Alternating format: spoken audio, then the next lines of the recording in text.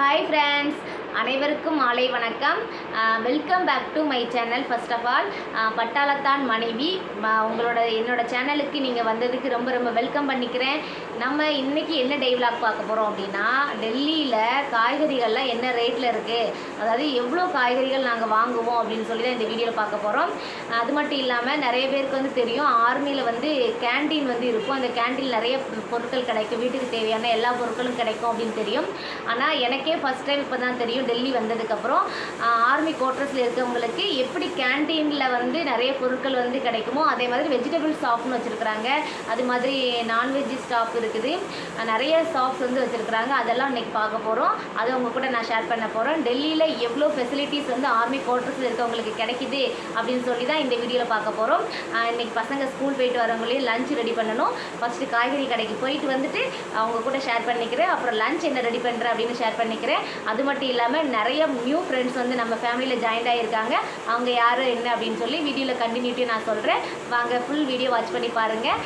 இப்போ நம்ம காய்கறி வாங்க கிளம்பியாச்சு.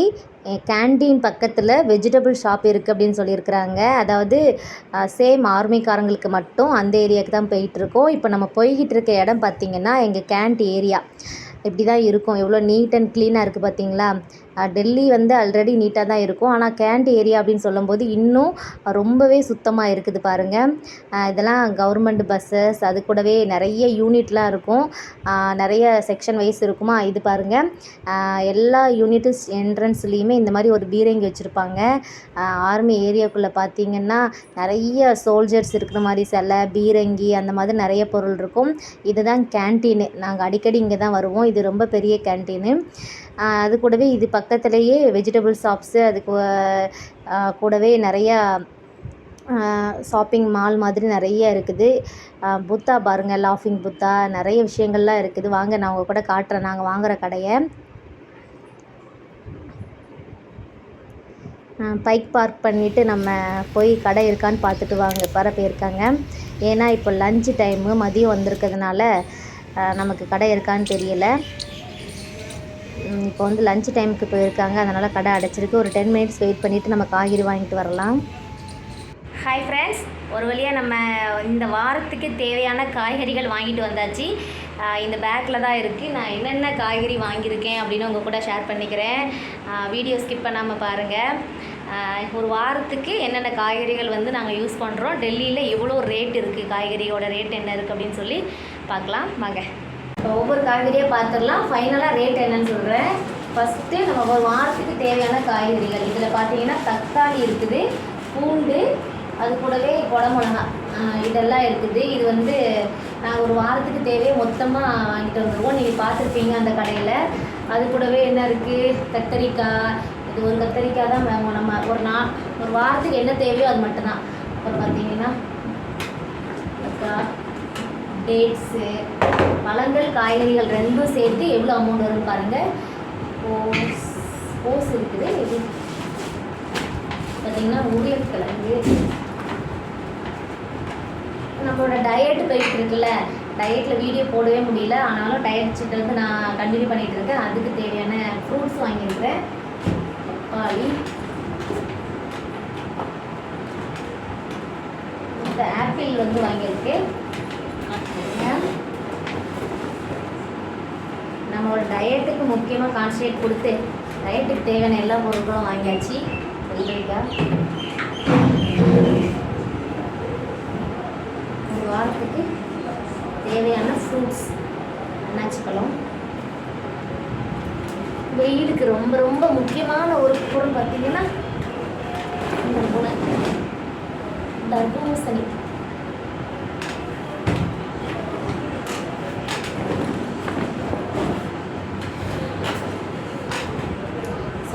சொரைக்காய் நம்ம இன்றைக்கி தான் காலி பண்ணோம், மறுபடியும் சொரைக்காய் வாங்கியாச்சு.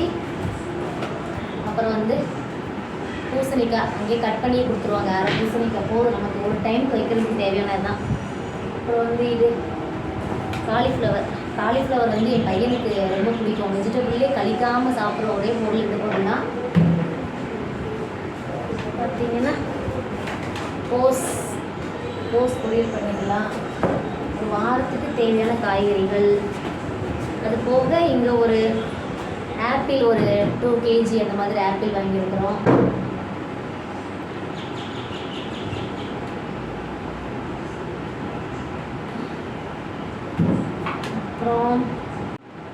அப்புறம் பார்த்தீங்கன்னா ஒரு கட்டு கீரை, பாலக்கு கீரை.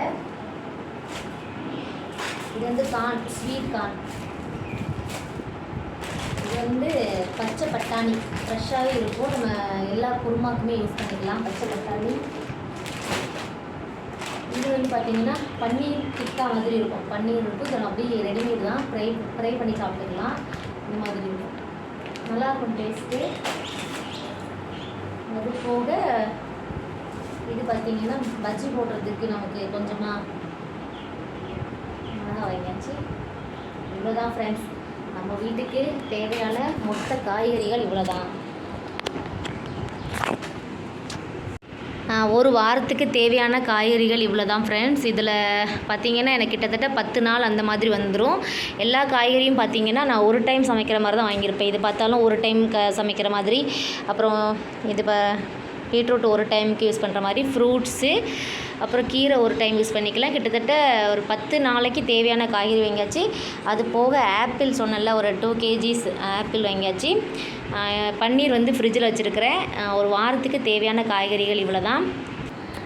இப்போ ஒரு வாரத்துக்கு தேவையான காய்கறிகள் ரேட் என்னன்னு பார்த்தீங்கன்னா, டெல்லியில் காய்கறி ரேட்டு வந்து ரொம்ப ரொம்ப அதிகமாக இருக்கும். ஏன் அப்படி நான் சொல்கிறேன்னா, யூபியில் இருக்கும்போது எங்களோட இதே மாதிரி தான் நாங்கள் காய்கறி எல்லாமே வாங்குவோம். வாரத்துக்கு, மாதத்துக்கு அந்த மாதிரி தான் வாங்குவோம். அதே பட்ஜெட்டை தான் நாங்கள் இங்கே மெயின்டைன் பண்ணுறோம் டெல்லியில். ஆனாலும் எங்களுக்கு பட்ஜெட் வந்து எப்படியும் ஒரு 5000 வந்து இன்க்ரீஸ் தான் இருக்கும். ஏன்னு கேட்டிங்கன்னா காய்கறி விலை அதிகம், அது மாதிரி ப்ரொஃபஷனல் பொருளோட விலை அதிகம், அது மாதிரி நிறையா வந்து விலை ஏற்றம் தான் இங்கே இருக்குது. இப்போ இந்த காய்கறிக்கு ரேட் என்னன்னு பார்த்தீங்கன்னா 1600 ரூபா ஆயிருக்கு. இந்த காய்கறி ஃப்ரூட்ஸ் ரெண்டும் சேர்த்து வாரத்துக்கு 1600 ரூபா நாங்கள் செலவு பண்ணுறோம். இதுக்கு முன்னாடி உள்ள வீடியோவில் பார்த்துருந்தீங்கன்னா மாதத்துக்கு தேவையான மளிகை பொருள் வந்து நாங்கள் எவ்வளோ செலவு பண்ணியிருக்கோம் அப்படின்னு சொல்லியிருந்தேன். பார்க்காதவங்க பார்த்துட்டு வாங்க. நான் வந்து ஏன் இது வந்து மென்ஷன் பண்ணுறேன் அப்படின்னா, நம்ம லாஸ்ட்டாக ஒரு மந்த்துக்கு ஒரு இராணுவ குடும்பம் எவ்வளோ ரூபா செலவு பண்ணுறோம் அப்படின்னு சொல்லி உங்ககிட்ட மென்ஷன் பண்ணுறதுக்காக தான் ஒவ்வொரு வீடியோவாக நம்ம போட்டுடலாம் அப்படின்னு சொல்லி இந்த வீடியோ வந்து நான் போட்டுட்ருக்கிறேன். நீங்கள் வாரத்துக்கு காய்கறி வாங்குவீங்களா, இல்லை டெய்லி காய்கறி வாங்கி யூஸ் பண்ணுறீங்களா அப்படின்னு மறக்காமல் கமெண்ட் பண்ணுங்கள். உங்கள் வீட்டில் நீங்கள் எந்த மாதிரியெல்லாம் சேவிங்ஸை வந்து மெயின்டைன் பண்ணுவீங்க, காய்கறியாக இருக்கட்டும் இல்லை மளிகை பொருள், அந்த மாதிரி வீட்டில் இருக்கக்கூடிய சின்ன சின்ன ஏதாவது ஒரு சேவிங்ஸ் இருக்கும்ல, அது எப்படி நீங்கள் ஒரு ஹவுஸ் ஒய்ஃபாக ஒரு ஹோம் மேக்கராக எந்த மாதிரியெல்லாம் எதெல்லாம் கம்மி பண்ணலாம், எதெல்லாம் வந்து நம்ம சேவ் பண்ணலாம் அப்படின்னு சொல்லி இருக்குல்ல டிப்ஸ், உங்களுக்கு தெரிஞ்சதை நீங்கள் கமெண்ட்டில் சொல்லுங்கள். ஓகேவா ஃப்ரெண்ட்ஸ்?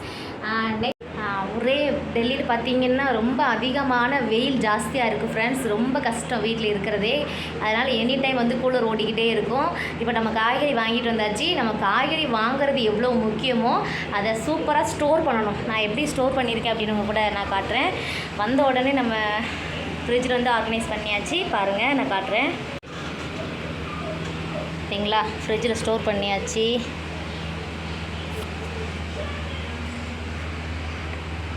நமக்கு டக்குன்னு ஃப்ரூட்ஸ் அண்ட் வெஜிடபிள்ஸ் எல்லாமே எடுக்கிறதுக்கு நமக்கு ஈஸியாக இருக்கும். அதே மாதிரி இங்கே எல்லாமே ஸ்டோர் பண்ணியாச்சு. இதில் இஞ்சி போட்டு வச்சாச்சு, இஞ்சி லெமன் போட்டு வச்சுருக்கிறேன். இதில் டேட்ஸ் இருக்குது. இதில் என்ன இருக்குதுன்னு பார்த்தீங்கன்னா, காலையில் சப்பாத்தி போட்டுட்டு அந்த மாவை வந்து டப்பாவில் அடைச்சி வச்சுருக்கிறேன். இது ஆப்பிள், இது பழைய மாங்காய், இதான் ஸ்டோர் பண்ணியாச்சு. இப்போ வந்து நமக்கு பசங்க வர்றதுக்கான டைம் ஆயிடுச்சு. மணி பார்த்திங்கன்னா 1 மணி ஆகுது. பசங்க எப்படி 2 மணிக்கு வந்துடுவாங்க. ஆனால் நம்ம லஞ்சை வந்து ஃபினிஷ் பண்ணியாச்சு. காய்கறிலாம் வாங்கி வந்து அரேஞ்ச் பண்ணிவிட்டு லஞ்சு நான் செஞ்சுருக்கேன். இன்றைக்கி என்ன லஞ்சு நான் செஞ்சுருக்கிறேன் அப்படின்னு உங்கள் கூட ஷேர் பண்ண போகிறேன். வாங்க, இதோ நான் பேக் கேமரா போட்டு காட்டுறேன் ஃப்ரெண்ட்ஸ். இன்றைக்கி என்ன லஞ்சுன்னு பார்த்தீங்கன்னா ரொம்ப சிம்பிள் தான். முட்டை வச்சு வச்சுருக்கேன் பசங்களுக்கு. அப்புறம் பார்த்திங்கன்னா ஒயிட் ரைஸ், அது கூடவே பாலக் பன்னீர். இந்த ரெசிபி வந்து பாலக் பன்னீர். ஏதோ பாலக் பன்னீர்னால் நம்ம பாலக்கீரை வாங்கிட்டு வந்தோம்ல, அதை கீரை வந்து பண்ணிவிட்டு அந்த பன்னீரை வந்து இந்த மாதிரி ஃப்ரை பண்ணி உள்ளே போட்டுக்கலாம், இல்லை அப்படியே போட்டலாம். உள்ளே கிடக்கு ரொம்ப டேஸ்ட்டாக இருக்கும் பாலக் பன்னீர். இன்றைக்கி நம்ம வீட்டில் இந்த ரெசிபி தான். கீரை வந்து சாப்பிட பிடிக்கல அப்படின்னு பசங்க சொன்னாங்க அப்படின்னா உள்ளே பன்னீர் வந்து நம்ம ஆட் பண்ணோம் அப்படின்னா ஈஸியாக சாப்பிட்ருவாங்க. ஸோ இந்த ஐடியா வந்து ஃபாலோ பண்ணி பாருங்கள். இன்றைக்கி சமையல் வந்து பார்த்துருப்பீங்க. நம்ம வந்து என்ன சமைக்கிறோம் அப்படிங்கிறத விட குழந்தைங்க எப்படி சாப்பிடுவாங்க அப்படின்னு கொஞ்சம் யோசித்து நம்ம அதுக்கு தக்கன வந்து சமையல் வந்து சேஞ்ச் பண்ணிக்கிடணும். ஏன் அப்படி நான் சொல்கிறேன்னா, இப்போ வந்து சொரக்காய் உருண்டை குழம்பு பார்த்துருப்பீங்க. இப்போ சொரக்காய் வந்து நம்ம பருப்பு போட்டு நார்மலாக கூட்டு மாதிரி வச்சோம் அப்படின்னா குழந்தைங்க சாப்பிட மாட்டாங்க, எப்படினாலும் கழிச்சிருவாங்களா. ஸோ நம்ம என்ன பண்ணலாம், அதை உருண்டை குழம்பு எனக்கா செஞ்சு கொடுத்துடலாம். அடுத்து பார்த்திங்கன்னா கீரையும் பசங்க வந்து சாப்பிடவே மாட்டாங்க. நம்ம என்ன பண்ணலாம், கீரை கூட அவங்களுக்கு பிடிச்ச ஒரு ஐட்டம், அதாவது இப்போ நான் பன்னீர் போட்டிருக்கேன்னா அது மாதிரி அவங்களுக்கு பிடிச்ச ஒரு ஐட்டம் வந்து நம்ம ஆட் பண்ணி சமைச்சோம் அப்படின்னா கண்டிப்பாக பசங்களுக்கு ரொம்ப பிடிக்கும். ஒரு க்ரியேட்டிவ் திங்கை வந்து நம்ம சமையலையும் காட்ட வேண்டியிருக்குது. அப்போ தான் கொஞ்சமாவது பசங்களுக்கு எதாவது ஹெல்த்தியான ஃபுட்டு வந்து கொடுக்குற மாதிரி இருக்கும். ஸோ நீங்களும் இந்த மாதிரி ட்ரை பண்ணி பாருங்கள். அப்புறம் வந்து நம்ம ஜீவா சிஸ்டர் வந்து நான் முந்தா நாள் ஒரு வீடியோ போட்டிருந்தேன், அதுக்கு கமெண்ட் பண்ணியிருந்தாங்க. ஆமாம், அந்த கொஸ்டின் நான் ஒன்று கேட்டிருந்தேன். அதாவது நம்ம இராணுவத்தில் வேலை பார்க்குறதுனால நம்ம ஹஸ்பண்டு வாங்குகிற சேலரி எல்லாமே அப்படியே சேவ் ஆகும் அப்படின்னு சொல்லி நிறைய பேர் வந்து சொல்லுவாங்க அப்படின்னு சொல்லி நான் ஒரு கொஸ்டின் வந்து கேட்டிருந்தேன். அதுக்கு ஜீவா சிஸ்டர் வந்து ஆமாம் அப்படி தான் சொல்கிறாங்க அப்படின்னு கமெண்ட் பண்ணியிருந்தாங்க. இன்னொரு விஷயமும் இருக்குது. என்னென்னு கேட்டிங்கன்னா, நம்ம கேன்டீனில் வந்து நிறைய திங்ஸ் வந்து வாங்குவோமா, அது வந்து என்ன நினைக்கிறாங்க மக்கள் வந்து என்ன நினைக்கிறாங்கன்னு கேட்டிங்கன்னா, நம்ம மக்கள்னால் நம்மளோட ரிலேஷன், நம்மளோட சொந்தக்காரங்க தான். அவங்க என்ன நினைக்கிறாங்க பார்த்திங்கன்னா, கேன்டீனில் என்னமோ எல்லா திங்ஸையும் நமக்கு ஃப்ரீயாகவே கொடுக்குறாங்க அப்படின்னு நினச்சிட்டு இருக்காங்க. அப்படி கிடையாது. நாங்களுமே கேன்டீனில் வந்து காசு கொடுத்து தான் வாங்குவோம். ஆனால் எம்ஆர்பி ரேட்டு வெளியில் கம்பேர் பண்ணும்போது ஒரு 50% நமக்கு வந்து கம்மியாக கிடைக்கும், அவ்வளோதான். ஸோ நம்மளும் இராணுவத்தில் வேலை பார்த்தா கூட நம்மளுக்கும் செலவு இருக்குது. அதை வந்து நிறைய பேர் புரிஞ்சிக்க மாட்டாங்க. என்ன நினைக்கிறாங்க அப்படின்னு கேட்டிங்கன்னா, நான் சொல்கிறேன் அதே மாதிரி தான் உங்களோட ரிலேஷனோ இல்லை உங்களுக்கு தெரிஞ்சவங்களும் நினைக்கிறாங்களா அப்படின்னு கமெண்ட் பண்ணுங்கள். என்னென்னு கேட்டிங்கன்னா, சேலரி வந்து கிரெடிட் ஆன உடனே எந்த ஒரு செலவு இல்லாமல் அதை அப்படியே சேவ் பண்ணி வச்சுருக்காங்க. அதாவது இப்போ என்ன சொல்கிறது, கிட்டத்தட்ட 1 கோடி சேவ் பண்ணியிருக்காங்கப்பா அப்படின்னு சொல்கிற அளவுக்கு ரிலேஷனாக நினச்சிட்டு இருக்கிறாங்க. ஆனால் நம்மளுக்கான செலவு என்ன அப்படின்னு சொல்லி தான் நம்ம இந்த வீடியோவில் வந்து 1 by 1 வந்து நான் போஸ்ட் பண்ணிகிட்ருக்கிறேன். உங்கள் வீட்டில் இல்லை உங்களோட ரிலேஷன் யாராவது இராணுவத்தில் வேலை பார்த்தாங்க அப்படின்னா நீங்கள் சொல்லுங்கள், மணி வந்து எல்லாரும் மாதிரி தான் நமக்கும் செலவாகுதா இல்லை அப்படியே நம்ம சேவ் பண்ணுறோமா மற்றவங்க சொல்கிற மாதிரி அப்படின்னு சொல்லி கமெண்ட் பண்ணுங்கள்.